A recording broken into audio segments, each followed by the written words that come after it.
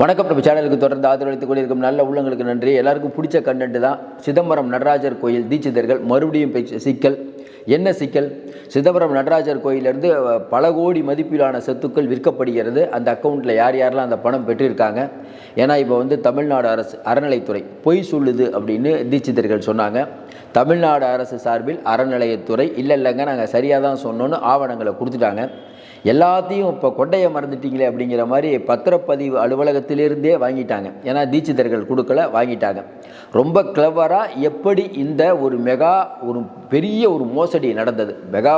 அரசியல்வாதிகள் பண்ணால் ஊழல் அப்படிங்கிறாங்க. இது என்ன ஊழல் நமக்கு ஒன்றும் புரியல. ஆன்மீகத்தின் பெயரால் இப்படி நடத்துறதுனால தான் கடவுள் கொடியவர்களின் கூடாரமாகி விட்டதுன்னு கலைஞர் அவர்கள் வசனம் எழுதினார். அதனால் நம்மை பொறுத்தவரையில் இந்த தீட்சிதர்கள் மேட்டர் இப்போ மீண்டும் பரபரப்பாக இருக்குது. எத்தனை பேர் மாட்டப் போகிறார்கள்? முதல்ல ஒரு விஷயம், தீட்சிதர்கள் சொல்கிற விஷயம், 3000 பேர் அவர்கள் யார்? தீட்சிதர்கள் முன்னோர்கள் 3000 பேர் கைலாயத்திலிருந்து வந்தோம் அப்படிங்கிறாங்க. கைலாயத்திலிருந்து 3000 பேர் வந்திருக்காங்க. இப்போ 450 பேர் இருக்காங்களாம். இதுதான் நாங்கள் அப்போ கடவுளுக்காக வந்தோங்கிறாங்க. இதை நம்புனா நீங்கள் நம்புங்க. கைலாயத்திலிருந்து அவங்க வந்ததாக சொல்கிறாங்க. எப்படி ஆளுநர் ரிஷிகளாலும் முனிவர்களாலும் இந்தியா வடிவமைக்கப்பட்டது அப்படின்னு சொல்கிறாரோ அதற்கு கொஞ்சம் கூட கூச்சமே இல்லாமல் இந்த மாதிரி சொல்கிறாங்க. ரைட், அவங்க நினச்சிட்ருக்காங்க. ரைட்டு. அதுக்கப்புறம் என்ன நடந்தது? இப்போ தீட்சிதர்கள் ஏன் பதறாங்க? தீட்சிதர்கள்ட்ட அறநிலைத்துறை கேட்குற 2 கேள்வி தான், சூப்பர் கேள்வி. ஐயா, 2014 அன்னைக்கு நீங்கள் சொன்ன கணக்கு, அதாவது இந்த கோயிலேருந்து வருமானம் எவ்வளோ கிடைச்சதுன்னு சொன்னதுக்கு 3.5 கோடின்னு சொன்னீங்க 2014. 2023 கேட்டிங்கன்னா 2 லட்ச ரூபாங்கிறீங்க. கணக்கு இடிக்குதேயா. 2 கோடி எங்கே, 2 லட்சம் எங்கேயா? அப்போ சிதம்பரம் நடராஜர் கோயிலுக்கு பக்தரே வரதில்லையா? கேள்வி. உடனே நீதிமன்றத்தில் அவங்க சொல்கிறாங்க, ஐயா இல்லையா, நாங்கள் வர யார்கிட்டையுமே தீட்சிதர்கள் நாங்களே உடல் உழைப்பு பண்ணி சம்பாதிக்கிறோம், யார்கிட்டையும் நாங்கள் தட்சணை வாங்குறதில்ல, உண்டியல் கூட இல்லை அப்படின்னு கேட்குறாங்க. உடனே நீதியரசர் கேட்பார், ரைட்டுங்க, உண்டியல் இல்லைங்கிறீங்க, தட்சணை யார்ட்டையும் வாங்கலைங்கிறீங்க, அப்புறம் எப்படி கோயிலை நடத்துறீங்கன்னு கேட்ட உடனே கேட்பாங்கல்ல, ஏதாவது நீங்கள் வேலைக்கு போகிறீங்களாப்பா, தீட்சிதர் 450 பேர் இருக்கீங்களே, ஏதோ ஒரு ஆஃபீஸில் மேனேஜராக இருக்கீங்களா, ஹெச்ஆராக இருக்கீங்களா, இல்லை இது என்னது பங்குச்சந்தையில் முதலீடு பண்ணுறீங்களா, சொல்ல முடியாது, பார்ட் டைம் பொலிட்டீஷியனாக இருக்கீங்களா, ஏன்னா கிரிக்கெட்லாம் விளையாடுறீங்க, சொல்ல முடியாது, கிரிக்கெட் விளையாட்டு வீரர்கள் நிறைய பேர் போய் கிரிக்கெட் விளையாண்டு அதில் நிறையா பணம் கிடைக்குதா, ஏன்னா பெட்டு கட்டிலாம் விளையாடுவாங்கல்ல, உங்களுக்கு தெரியும், உள்ளே கிரிக்கெட்லாம் விளையாண்டாங்கல்ல, அப்போ கிரிக்கெட் வீரர்களாக இருக்கிறீர்களா, சொல்ல முடியாதுங்க. இது காலையில் கோயிலை கும்பிட்டுட்டு கடவுள் பணியை தாண்டி வேறு ஏதாவது பணி செய்கிறீங்களா? ஏன்னா கடவுள் நாட்டை ஆளக்கூடிய நாட்டில் இதெல்லாம் நடக்கும், இந்த மாதிரிலாம் நடக்கும். அதுக்கு பிஜேபியில் இருக்கவங்க, ஆமாங்க அவங்களுக்கு எக்ஸசைஸ்லாம் தேவை, உள்ளுக்குள்ளே விளையாடலாங்கிறாங்க, அது அவர்களுடைய இஷ்டம், ஏன்னா அவருடைய கோயில் அப்படிங்கிறாங்க. ஆனால் வரலாறு என்ன சொல்லுது? ஒரு மன்னனால் கட்டப்பட்டதல்ல சிதம்பரம் கோயில், சிதம்பரம் நடராஜர் கோயில். சிதம்பரம் நடராஜர் கோயிலை எடுத்து படிச்சிங்கன்னா போதும், இவங்க எந்தெந்த மாதிரி வேலை பண்ணுறாங்கலாம் தெரியும். பல மன்னர்களால் கட்டக்கூடிய கோயில். என்ன சிக்கல் வந்தது? ஏற்கனவே யாரும் நிறைய பேர் சொன்னாங்களான்னு தெரில, தீட்சிதர்கள் சார்பில் நிறைய பேருக்கு ஒரு சந்தேகம், தீட்சிதர்களுக்கு இது எப்படி வந்தது? 1933 மெட்ராஸ் மாகாணமாக இருக்கும் போதுலேருந்து இந்த கேஸ் நடந்துட்டு இருக்குது. தீட்சிதர்களுக்கா இவர்களுக்கா? தீட்சிதர்கள் கையில் எப்படி வந்ததுன்னு யாருக்கும் தெரியல, வந்துருச்சு. 1933 இந்த கேஸ் நடந்து 2009 தீட்சிதர்கள் ஒரு ரிட் மனு போடுறாங்க, இந்த கோயில் எங்களுக்கு தான் சொந்தம்னு. அதை சென்னை உயர் நீதிமன்றம் இல்லைன்ட்டாங்க. இல்லைன்னு சொன்ன உடனே அறநிலையத்துறை கையில் எடுக்கிறாங்க. எதை? சிதம்பரம் தீட்சிதர்கள் கோயிலை இப்போ இருக்க அறநிலையத்துறை தான் கையில் எடுத்தாங்க.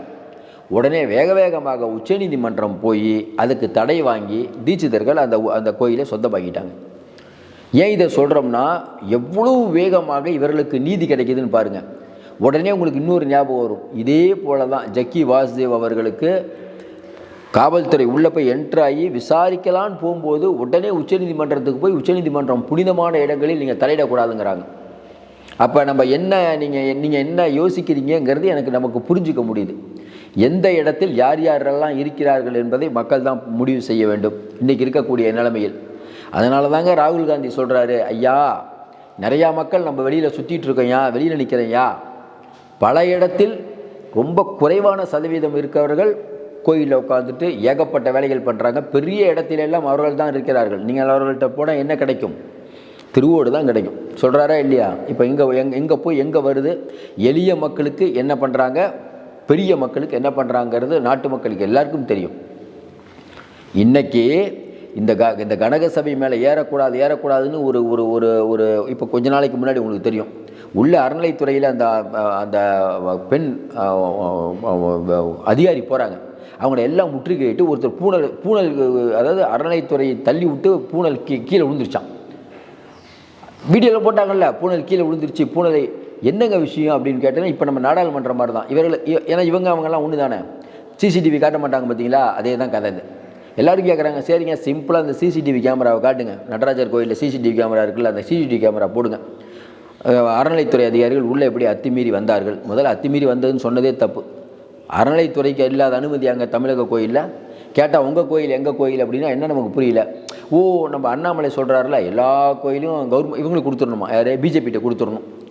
ஏற்கனவே இவங்க திருவண்ணாமலை கோயில் பக்கத்தில் இருக்க பல கோடி சொத்தை வந்து பிஜேபிக்காரர் தான் ஆட்டையை போட்டு வச்சுருந்தார், எல்லாத்துக்கும் தெரியும். இங்கே சேத்துப்பட்டில் ஒரு பெரிய இடத்த இந்து மகாசபை இதெல்லாம் பண்ணுறாங்க. அதாவது இவங்க வேலையே என்னென்னா, எந்தெந்த மசூதியில் லிங்கம் இருக்குது இதை பார்க்குற வேலை, கிறிஸ்டின் சர்ச்சை என்ன பண்ணலாம் இது 2வது வேலை, 3வது வேலை இந்து கோயிலில் ஏன்னா அவங்க மதத்தையும் நல்லா வச்சுக்கல. இந்து கோயிலெல்லாம் எங்கெங்கே பணம் வர கோயில் இருக்கோ அதெல்லாம் இவங்ககிட்ட கையில் கொடுத்துடணும், இவங்க பாட்டுக்கு நல்லா சம்பாதிச்சுட்டு சுற்றிட்டு இருப்பாங்க. நம்ம மக்கள் போய் காசு போடணும், நம்ம மக்கள் அங்கே ஏறக்கூடாது இங்கே ஏறக்கூடாதுன்னு 1000 கண்டிஷனு. கனகசபை ஐயோ நாங்கள் தான் ஏறுவோம்.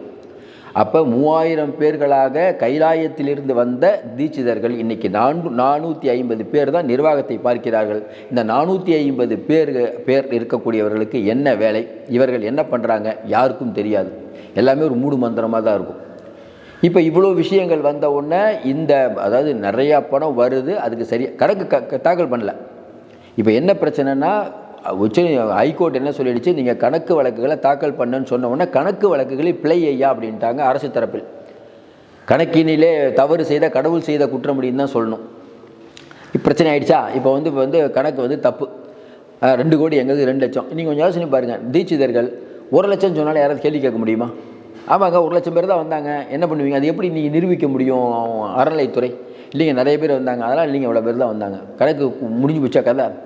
இது மட்டும் இல்லாமல் அறநிலைத்துறைக்கு சொந்தமான பல ஏக்கர் நிலங்கள் விற்கப்பட்டது. யார் அப்படி விற்றுருக்காங்கன்னா, அதாவது இது எனக்கு தான் என்னுடைய கட்டுப்பாட்டில் இருக்குதுன்னு சொல்லிட்டு அங்கே இருக்கக்கூடிய தீட்சிதர்கள் விற்றுருக்காங்க. பட்டா பேர் மாற்றலை. இப்போ நிறையா பார்ப்பீங்களா, கோயில் நிலம்லாம் பார்த்தீங்கன்னா வாடகை விட்டுருப்பாங்க, ரொம்ப கம்மியாக இருக்கும், ஒழுங்காக வந்துட்டுருக்கோம். ஆனால் வாடகைலாம் சில பேர் வாடகை தராமல் இருப்பாங்க, அது பிரச்சனை பண்ணுவாங்க. இவங்க என்ன பண்ணியிருக்காங்க, ரொம்ப கிளவராக பல ஏக்கர் நிலங்களை வாங்கியதும் யார் அப்படிங்கிறது உங்களுக்கு தெரியும். இன்றைக்கி யார் பெரிய இடத்துல இருக்காங்க அவங்க வாங்கியிருக்காங்க. அவர்கள் பட்டா மாற்றலை, ஏன்னா அதிகார வர்க்கம் பட்டா மாற்றலை, ஆனால் அவங்க அனுபவிச்சுட்ருக்காங்க. அவங்க இந்த சொத்து அவங்களுக்கு தான். பட்டா எப்போனாலும் மாற்றிக்கலாம், 1 நிமிஷத்தில் மாற்றிக்கலாம். எதற்காக வெயிட் பண்ணுறாங்க, அவர்களுடைய ஆட்சி வருவதற்காக வெயிட் பண்ணுறார்கள். அது சொல்கிறாரு, தமிழ்நாட்டில் இருந்த திராவிட மாடல் ஆட்சி வந்ததுலேருந்தே சிக்கலுங்க, இவெல்லாம் என்ன பண்ணுவா பேச ஆரம்பிக்கிறாங்கல்ல. அப்போ எந்த அளவுக்கு இவர்களுக்கு ஒரு கோபம் இருக்கிறது பாருங்கள். நம்ம என்ன சொல்கிறோம், இன்றைக்கி இருக்கக்கூடிய சூழ்நிலையில் அறநிலையத்துறை ஒரு அதிகாரமிக்க அமைப்பு, அரசு கவர்மெண்ட்லேருந்து எடுத்து உங்கள்கிட்ட ஒரு கோயில் கொடுத்ததுக்கு எந்த மாதிரி இருக்குது, மொத்தமாக எல்லா கோயிலும் நீங்கள் எடுத்து கேட்குறீங்களே, என்ன நியாயம்? இப்போ என்ன பிரச்சனை, இதெல்லாம் சாண்டி இப்போது மாட்டிக்கிட்டாங்க. இப்போ தீட்சிதர்கள்ட்ட கணக்கு கேட்க ஆரம்பித்தாங்க, ஒழுங்காக கணக்கும் கொடுக்கல, பணத்தை அங்கே இருக்கக்கூடிய சொத்துக்கள் நிறையாத்தையும் விற்றுருக்காரு, ரெக்கார்டு வந்துருச்சு.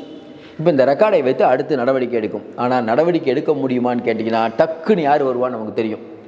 தமிழ்நாட்டில் சனாதனத்தை உயர்த்தி பிடிப்பவர் யாருன்னு தெரியும், அவங்கெல்லாம் வந்துடுவாங்க. ஐயோ அதெல்லாம் கோயில் மேலெலாம் நீங்கள் இதெல்லாம் தீட்சிதர்கள் மேலாம் தெய்வ குத்தமாயிருங்க, மழை அதனால தாங்க இவ்வளோ அதிகமாக போயிடுது. இந்த மாதிரிலாம் திராவிட மாடல் ஆட்சி வந்ததுக்கப்புறம் தானுங்க, அதிமுக ஆட்சியிருந்து தானே போயிடுது. அதெல்லாம் கண்ட்ரோல் பண்ணியிருப்பாங்க. இப்போ கடவுளுக்கு கோவம் வந்துச்சு, பகவானுக்கு கோவம் வந்துருச்சுங்கிறாங்க. பகவானுக்கு கோவம் வருதோ என்ன பண்ணுவோம், மக்களுக்கு காசு வேணும். இவர்கள் இந்த மாதிரி அநியாயம் பண்ணுறதை பகவானே ஏற்றுக்க மாட்டார். நம்மை பொறுத்தவரையில் அறநிலைத்துறையை ரவுண்டு கட்ட தமிழ்நாடு அரசு ரவுண்டு கட்ட வேண்டும், அவர்களுக்குள்ள அதிகாரத்தை குறைக்க வேண்டும், நியாயமான பங்கை மக்களுக்கு ஏற்றுத்தர வேண்டும். இன்னும் குறிப்பாக சொல்லணும்னா, கோயில்கள் மறுபடியும் சொல்கிற மாதிரி கோயில்கள்ங்கிறது புனிதமான இடம், பக்தர்கள் நிறைய பேர் நம்புகிறவர்கள் அந்த கோயில் இருக்குது, அதை நம்ம ஒன்றும் பண்ண முடியாது. அவர்கள் சிதம்பரம் கோயிலுக்கு போகிறாங்க, அது யாரும் ஒன்றும் சொல்ல முடியாது. பக்தர்களின் வசதிக்காக, ஏன்னா அறநிலைத்துறையே அதுக்கு தான் இருக்குது, அது கடுமையான நடவடிக்கை எடுக்க வேண்டுங்கிறதா வெகுஜன மக்களின் கோரிக்கை.